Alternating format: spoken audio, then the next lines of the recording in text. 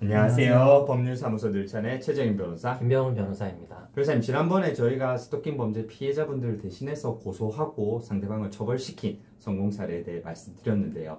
오늘은 어떤 내용인가요? 오늘은 반대로 스토킹 범죄 가해자로 몰려서 조사를 받는 분들을 변호해드려서 좋은 결과를 얻었던 사건을 소개해드리고자 합니다. 변호사님은 그러면 스토킹 범죄 가해 혐의를 받고 계신 분들을 변호해서 어떻게 선처를 받아들였나요? 사실 저번에도 말씀드렸지만 연락을 했다는 사실 자체는 숨기기가 어렵고요. 그 횟수가 과하다면 범죄로 인정될 여지가 많습니다. 다만 범죄가 인정되더라도 처벌 수위를 낮추는 것도 매우 중요한 일인데요. 제가 소개해드릴 사건은 바로 이런 상황에 관한 것입니다. 우선은 저희 의뢰인이 연락을 한 횟수는 지나치게 많아서 처벌을 받을 수밖에 없는 사안이긴 했습니다. 다만 우리 의뢰인은 그 연락을 한 이유가 예전 연인 관계에서 이 상대방이 우리 의뢰인 입장에서는 부당하게 갑자기 관계를 끊었고요. 그리고 그 과정에서 우리 의뢰인한테 받았던 선물, 고가의 노트북이라든지요, 오디오 이런 것들이 있었는데 이 부분들에 대한 방안도 잘 이루어지지 않다 보니까 억울한 마음이 컸습니다. 그러다 보니 조금 과하게 연락을 한 부분이 있었고요. 그래서 경찰, 검찰 조사를 받게 됐는데 저는 이제 수사기관에 이 조사를 받을 때 같이 동석을 했고요. 그 이후에 의견을 통해서 물론 과하게 연락을 한 거는 잘못이지만 그렇게밖에 할 수 없었던 사유에 대해서 정말 구구절절하게 설명을 했고요. 그 부분은 수사기관과 검찰에서 받아준 것 같습니다. 그래서 요즘에 스토킹 범죄 처벌 수위가 좀 세지 않습니까? 네. 그런데 이제 벌금 100만 원으로 결과를 받고 의뢰인도 만족하시고 사건을 종료했습니다.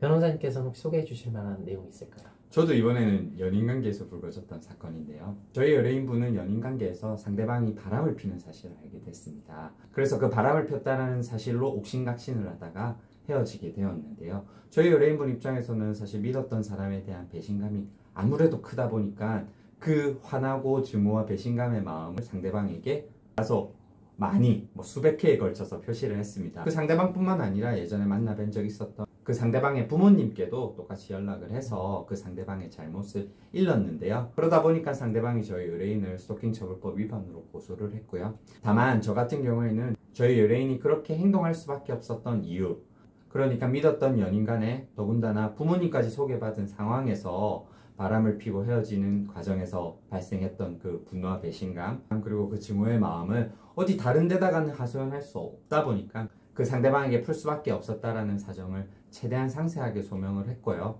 그러다 보니까 수사 단계에서도 어느 정도 수사기관으로부터 공감도 이끌어낼 수가 있었습니다.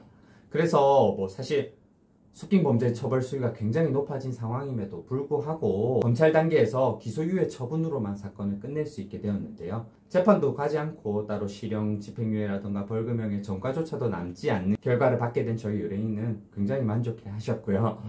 다음번에는 당연히 이런 일이 있으셔서는 안 되시겠지만 다른 사건으로 혹시라도 연루되거나 피해를 입으신다면 저희를 찾아주겠다고 약속도 하셨습니다.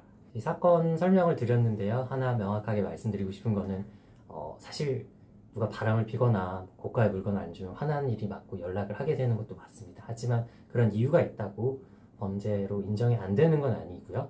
그래서 그런 부분들은 꼭 유념을 하셔야 되고, 그리고 저희가 열심히 노력해서 기소유예도 나오고 벌금 100만 원이 나온 거이긴 합니다. 그렇기 때문에 그런 나는 이렇게 연락할 이유가 있기 때문에 연락했다, 그러니까 지금 저희가 말씀드린 사례 정도로만 처벌을 받을 거다라고 생각을 하시면 안 되고요. 아무리 화나는 일이 있더라도 적당한 선에서 하셔야 되고, 그 선이 잘 모르시겠다 싶으시면은 주변의 변호사나 아니면 저희 늘찬 사무실을 찾아서 한번 조언을 받으시는 것도 좋을 것 같습니다.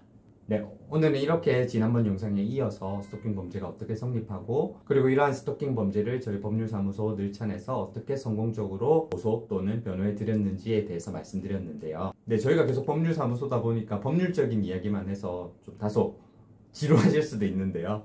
다음번 영상에서는 저희가 사회적인 이슈라던가 현상에 대해서 변호사들은 어떻게 생각하고 느끼는지에 대해서 한번 다뤄볼 예정이니 저희 늘찬 튜브를 계속 좋아요, 구독, 알림 설정 부탁드립니다. 감사합니다.